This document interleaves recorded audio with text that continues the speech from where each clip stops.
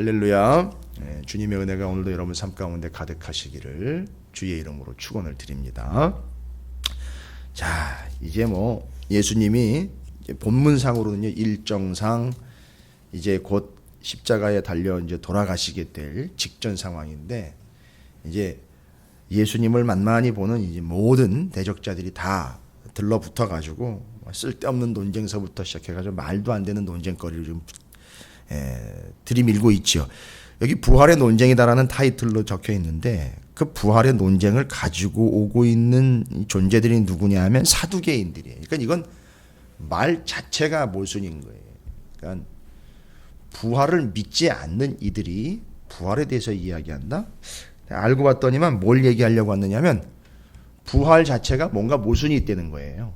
이 사두개인들이 얘기하는 거는 부활 자체가 뭔가 모순이 있다 하면서 이제 말하는 걸 들어보면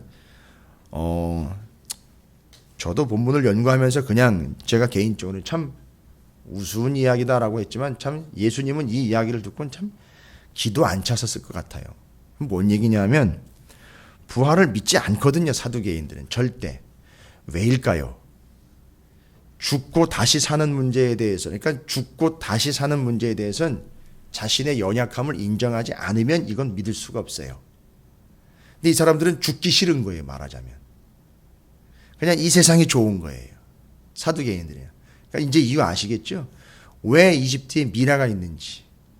그 사람들은 사후 세계를 믿기보다는 죽어서도 이 세상에서 썩지 않고, 그냥 시신조차도 썩지 않고 그대로 이 세상에서 그렇게 그냥 살아남기를 원하는, 그냥 유지되기를 원하는. 그래서 파라오가 죽으면, 왕이 죽으면 거기다가 살아생전에 수발들었던 종들은 산채로 매장을 시켜버리잖아요. 여기서도 살아있는 거다라고 생각을 해요. 그러니까 죽기가 싫은 거예요. 이유는요, 너무너무 편하고 좋은 거거든요. 누리고 있다라고 생각을 하는 거예요, 이 사람들은. 그러니까 사두개인들은 돈 있겠다, 권력 있겠다, 한마디로 죽기 싫은 겁니다. 그러니까 부활의 문제는 더더군다나 얘기하고 싶지도 않은 거고요, 믿지도 않는다고. 사두개인들은 이제 우리가 기본적으로 알고 있는 것은 모세 오경만 인정을 해요. 모세 오경만. 그러니까 그 이후로 선지자들이 이야기하고 하나님이 여러 통로로 이야기했던 다른 얘기들은 다 필요 없고 모세 오경만 가지고 이제 그걸 신앙이다라고 생각을 하고 갑니다. 자, 그 사람들이 이제 얘기한 게 뭐냐 하면 모세 율법을 이야기하는 거예요. 당연하죠. 모세 오경만 인정을 하고 있으니까 모세 율법에 어떤 사람이 형이 자식이 없이 아내를 두고 죽으면 그 동생이 그 아내를 취해서 형을 위하여 상속자를 세울지니라 하였나이다. 요거 이야기는 성경에 많이 나와 있어요. 그러니까 형사 취수, 형이 죽으면 형수를 아내로 맞이해서 그 형의 씨를 이어주게 돼 있는 것이 법으로 나와 있긴 해요. 요걸 이제 그 고엘 제도라 그래서 기어 물을 자의 개념하고는 조금 다르지만 전체적인 맥락에서는 같이 가고 있어요. 왜냐하면 죽었으니까 그 대가 끊겼다라고 볼 수 있지 않습니까? 그러면 그 대가 끊기지 않도록 해주는 게 살아있는 자의 의무예요. 그런데 그걸 가지고선 부활의 모순이 뭐냐 하면, 예를 들어 보겠습니다. 이렇게 해가지고 이제 이야기를 만들어낸 겁니다. 20절부터는. 바리새인들이 이야기를 만들어서 예수님에게 이제 그 모순이지 않느냐라고 지적을 하려고 얘기한 게, 7명의 형제가 있었는데 맨 위에 큰 형이 자식이 없이 죽었다. 근데 그 밑에 동생들이 다 그 씨를 이어가려고, 약속을 이어가려고 결혼을 다 했는데, 형수랑 결혼을 해서 그 대를 이어가려고 했는데 다 죽었다. 그 부활 때에는 그러면 이 여자는 누구의 남편이냐? 라고 물어보는 거예요. 그러니까 이게 이제 성경의 전체적인 의미와 예수 그리스도께서 말씀하신 바처럼 하나님의 능력과 하나님의 뜻, 성경에 기록되어 있는 부활의 의미를 안다면 이런 질문은 할 리가 없고, 더군다나 더 큰 문제는 뭐냐 하면 이 사두개인들은 부활을 믿지도 않는다면서 부활을 또 전제로 얘기를 하고 있어요. 그러니까 이제 의도를 아시는 거죠. 자, 그러면 왜 이게 벌써 우스꽝스러운 이야기가 돼버리느냐 하면, 이 사람들이 원래는 다 죽었다가 씨가 없이 가문이 멸절되는 위기, 그걸 두려워서, 원래 그건 믿음이에요. 그러니까 하나님의 약속이 끊어지지 않고 이어지게 하기 위해서 그 장자권이라든지 그 씨를 받아서 그 씨로 믿음이 이어지고 그 계보가 이어지게 하는 게 원래는 성경에 나와 있는 틀인데, 문제는 뭐냐 하면 부활을 한 게 문제예요. 부활을 했으면, 여러분 이 사람들이 부활을 다 해버렸어요. 그럼 부활하고 난 다음에는 어떤 삶을 살아가게 되는 거냐 하면 이 사람들이 영원한 삶을 살게 돼 있어요. 그런데 왜 씨를 받아서 그 씨를 이어가려고 했느냐 하면, 내가 죽고 나면 나를 이어갈 내 후손이 대를 이어서 약속을 이어가야 된다라는 것 때문에. 왜냐하면 내가 죽으니까. 그런데 이 사람들은 이제 부활을 했기 때문에 죽지 않고 영원히 삽니다. 그럼 이 사람들은요, 씨를 물려줄 필요가 없이 그냥 영원히 사니까요. 끝까지 갈 거니까. 그래서 그 다음에 누구를 뭐 형수를 이런 얘기는 할 필요도 없는 거예요. 그래서 부활 이후 천국 이 이야기를 할 때 결혼할 필요가 없다는 얘기를 하는 거예요. 그 사람 자체가 이제 약속이 이루어졌기 때문에. 왜요? 부활한 거는 약속이 이루어진 거거든요. 영원한 삶을 살게 되었으니까 그 사람이 그냥 영원히 살면 되는 거예요. 약속이 이루어진 사람이니까. 부활한 사람이라면 벌써. 그 부활한 사람이 또 결혼을 해가지고 또 뭐 씨를 또 이어가고 이런 건 필요 없는 거예요. 이제는 더 이상. 그게 나쁜 거라는 게 아니라 필요가 없게 됐다는 얘기죠. 그러니까 이걸 이해를 못하는 거예요. 사두개인들이 지금. 이게 얼마나 멍청한 이야기인지가 이제 드러나는 거예요. 아니, 원래 믿질 않으니까요. 믿질 않으니까 부활에 대해서 오해한다라는 거죠. 그러니까. 자, 이 개념이 잘 좀 정리가 되셔야 됩니다. 그래서 이 7명의 형제가 부활했고 그 여자도 부활을 했어요.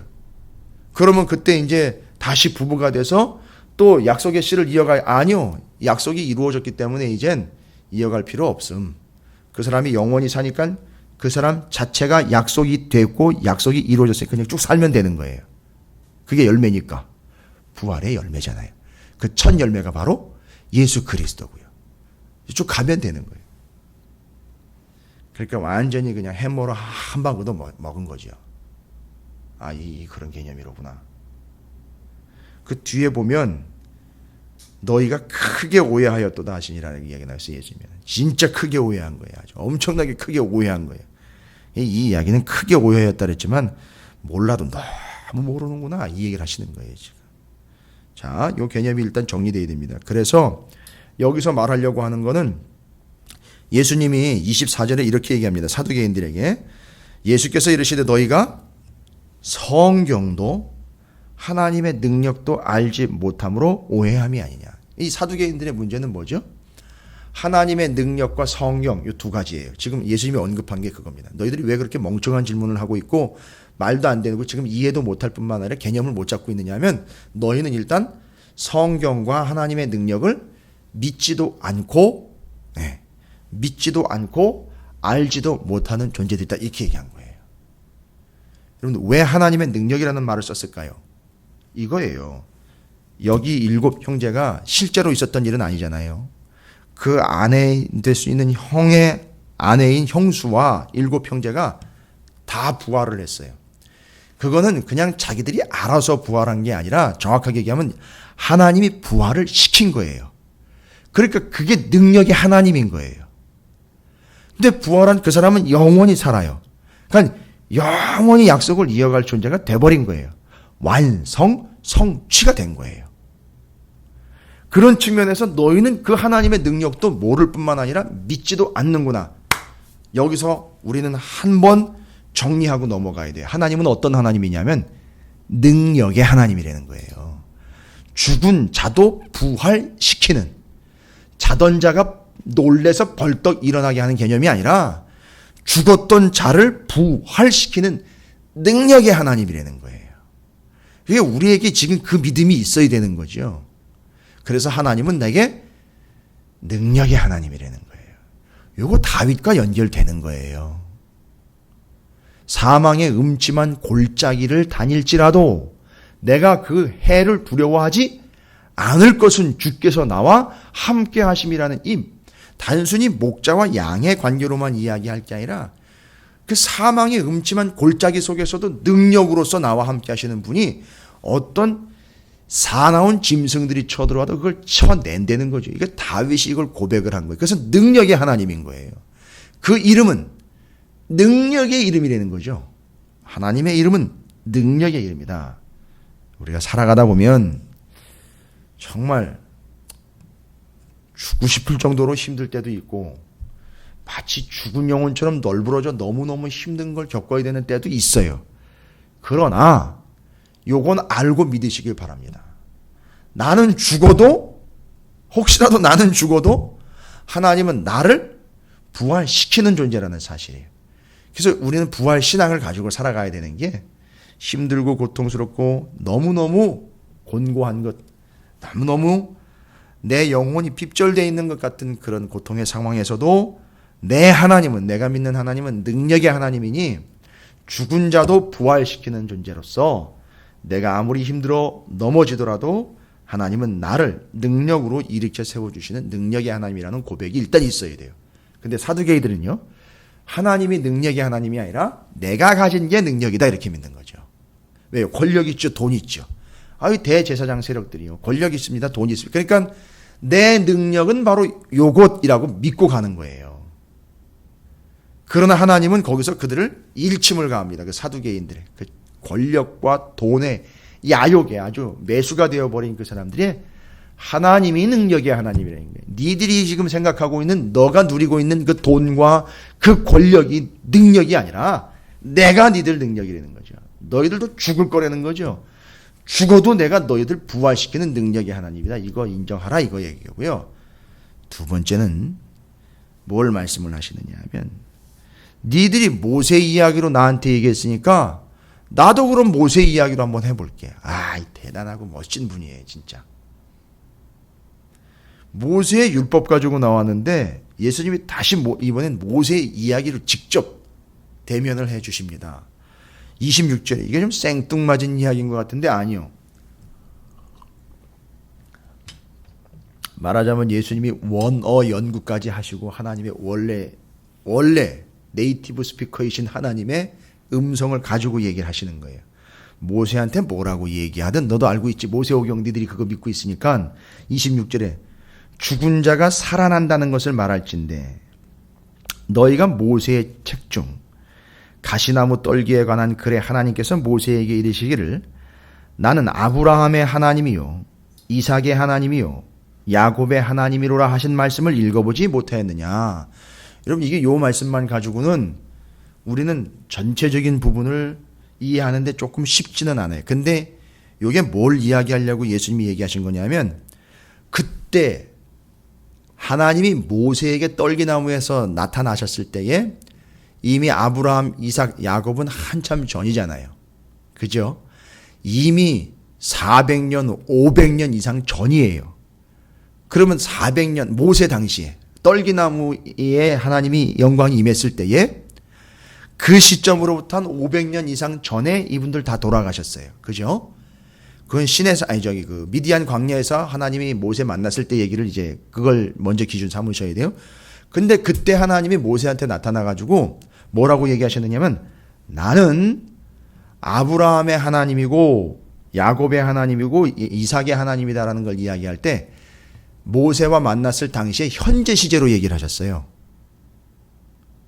그런데 이미 이들은 모세 당시에는 500년 전에 죽었단 말이에요. 그럼 원래 적절한 시제는 뭐가 돼야 되느냐 하면 나는 아브라함의 하나님이었고 이삭의 하나님이었고 옛날에 그리고 야곱의 하나님이었다. 450년 500년 전에 이렇게 가야 되거든요. 근데 하나님이 그때 모세한테 나타나가지고 뭐라고 했냐면 나는 현재 아브라함의 하나님, 이삭의 하나님, 야곱의 하나님이다. 현재요. 이건 뭘 얘기하는가 하면 현재 그들이 살아있던 얘기예요. 그 당시에. 왜요? 현재 나는 그들의 하나님이다. 그러면 현재 그들은 나를 하나님으로 부르고 있다 이 얘기예요. 그러면 그들은 500년 전에 죽은 걸로 알았는데 그때 살아있다는 얘기예요. 어디예요? 하나님 나라예요. 그리고 주님이 오시면 이들은 부활한다는 거예요. 그러니까 하나님이 살아계신 하나님일 뿐만 아니라 하나님은 또한 살아있는 자의 하나님이라는 거예요. 그러니까 지금 우리처럼 육신적으로 살아있는 사람들의 하나님일 뿐만 아니라 우리의 믿음의 조상들이 있지 않습니까? 여러분 가정에 혹시 또 부모님 그 윗세대라면, 아니면 이제 나로 기준해서 내 후대들이 계속해서 믿음을 이어갈 거라면, 돌아가신 분들이 끝이고 사라져서 죽어서 지금 옛날 이야기가 아니라 현재 하나님은 그들의 하나님이라는 거예요. 그건 뭐냐면 그들은 지금 현재 하나님 안에서 살아 있다라는 걸 이야기하고 있는 거예요. 그리고 그들이 나중에는 어떻게 되느냐면 그 능력의 하나님에 의해서 부활을 한다는 거죠. 요걸 이야기하는 겁니다. 그래서 이 기가 막힌 사실을 정확하게 예수님이 지적을 하면서 하나님은 죽은 자의 하나님이 아니요 산 자의 하나님이라. 여러분 왜 죽은 자의 하나님이 아니라 그랬을까요? 누가 죽은 자라는 거죠? 사두개인 너희들이 죽은 자라는 거예요. 왜죠? 부활 안 믿어요. 거기다가 지금 현재 너희들은 살아있지만 뭐에 연연되고 있죠? 권력과 돈에 연연돼 있어. 그러니까 너는 죽은 거야. 이렇게 얘기하시는 거예요. 그러니까 하나님은 니들의 하나님이 아니야 라고 이야기를 한 거예요. 너희들처럼 이미 부활을 믿지 않기 때문에 이미 너희들은 그렇게 육신으로는 호흡하고 있지만 죽은 거나 마찬가지. 오케이. 죽음, 사형, 쾅 찍어버리신 거예요. 그 하나님은 니들의 하나님, 죽은 자의 하나님 아니야. 살아있는 자의 하나님이야. 그래서 이제 우리는요, 두 가지를 믿어야 돼요. 첫 번째, 죽은 자도 부활시키는 능력의 하나님. 두 번째는 살아계신 하나님. 이걸 믿으면서 살아가는 거예요, 우리가. 이게 오늘날 그리스도인들에게 절실하게 필요한.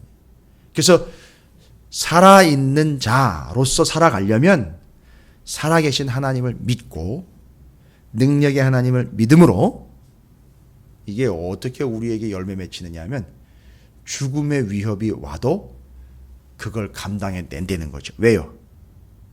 죽음은 끝나는 게 아니라 죽어서도 살아있는 존재가 되고 나의 하나님은 바로 그 살아있는 자의 하나님 되시고 나의 하나님, 능력의 하나님, 부활시켜 주실 하나님이니까 그걸 믿고 어떤 죽음의 위협과 공포도 뚫고 나간다는 거죠. 그래서 여러분 요거가 부활신앙 연결이 되는 거예요. 그래서 부활신앙. 그래서 예수님이 그 무덤에 돌무덤 그 큰 돌 뚫고 나오신 것처럼 죽음을 뚫고 나오는 것처럼 이 부활신앙 가지면 이 사람들이 바로 그 환난, 고통, 어려움들을 뚫고 나올 수 있는 뚫고 나오는 관통신앙의 부활신앙이 된다는 걸 이야기하는 거예요. 근데 어쨌든 예수님이 정확하게 사두개인들을 보고 그들이 질문했지만 주변에 많은 사람들이 모여 있거든요. 그들에게 이걸 알고 믿어라. 하나님은 능력의 하나님이고 하나님은 살아계신 하나님이다. 그래서 그 살아계신 하나님을 믿는 자들은 살아있는 존재다. 그리고 혹시 육신으로 죽어도 능력의 하나님이 그들을 부활시키실 것이다. 요거 믿으라는 거예요. 그래서 능력의 하나님, 살아계신 하나님을 입술로 고백하며 믿고 살아가는 자들에게는 어떤 고통, 어떤 아픔일지라도 뚫고 나갈 수 있는 온전한 신앙이 될 수 있는 것이다 라고 말씀을 하시는 겁니다. 자, 오늘 우리도 똑같은 동일한 상황 가운데 처해 있습니다. 우리가 예수님을 시험하거나 뭘 질문하는 건 아니지만 우리가 가져야 되는 신앙은 바로 이겁니다. 하나님, 곧 우리 구주 예수 그리스도는 능력의 하나님이요 살아계신 하나님입니다. 그래서 우리는 절대 죽지 않습니다. 절대 쓰러지지 않습니다. 이게 다윗 신앙이었고 오늘날 능력의 하나님, 살아계신 하나님을 믿는 자들에게 주시는 하나님의 약속이다라는 사실입니다. 여러분 고백하실 때에 살아계신 하나님, 능력의 하나님을 믿어 오늘도 승리하시는 여러분의 삶의 자리가 되시기를 주님의 이름으로 축복합니다.